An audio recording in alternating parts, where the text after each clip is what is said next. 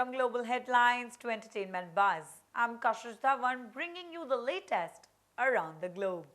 The world ice is melting, the map is changing, and the world's next power battlefield is not the Middle East. It's not the South China Sea, it is the Arctic. And at the center of this new Cold War is one island that is emerging as the most valuable piece on board, Greenland. What used to be a frozen backyard is fast becoming the front line of global power as US President Donald Trump pushes to lock down America's Arctic future, while Russia and China move to control the world's newest trade highway.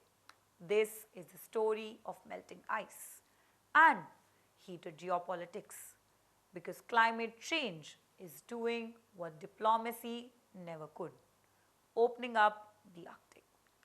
As sea ice shrinks at record speed, the Northern Sea route is emerging, a shipping corridor that cuts Asia to Europe travel by nearly 40%. What used to take 45 days through the Suez can now take just 25. Russia is already there, with the world's largest icebreaker fleet, over 40 vessels, escorting oil, gas, cargo through these waters and turning the Arctic into a controlled economic zone. China is following, bankrolling Arctic ports under its polar Silk Road, eyeing minerals for EV batteries, chips, and future technology. And that's when Washington woke up. Enters US President Donald Trump, reviving a hardline Monroe Doctrine approach, or what some call the Monroe Doctrine, claiming the Western Hemisphere as America's security zone. And his target, Greenland, not for flags or symbolism, but for strategy. Because Greenland is not just ice, it's geography, it's missile defense, it's minerals, it is control.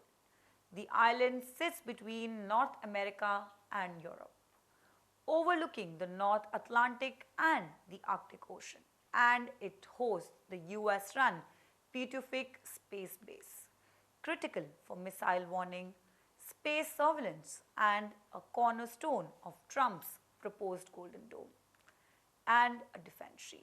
But it's what under the ice that really changes the game.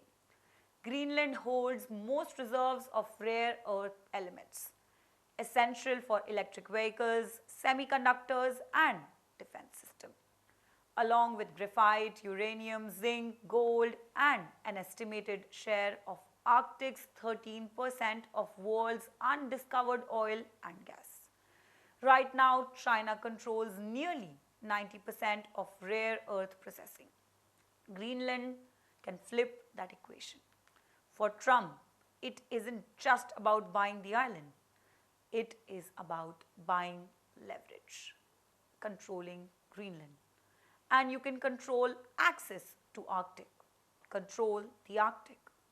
You can control the future trade routes, energy flows, and military posture. This is why Washington sees the far north not as a frozen wasteland, but as a new great power arena. And this is why Russia is digging in. China is moving north, and the United States is pushing back hard. Because the Arctic is no longer the edge of the world, it's the center of tomorrow's map. And Greenland, with its ice, its metals, and its radars and its location, is the key that it unlocks all. So the question is not whether the Arctic will share the future, will shape the future. It will.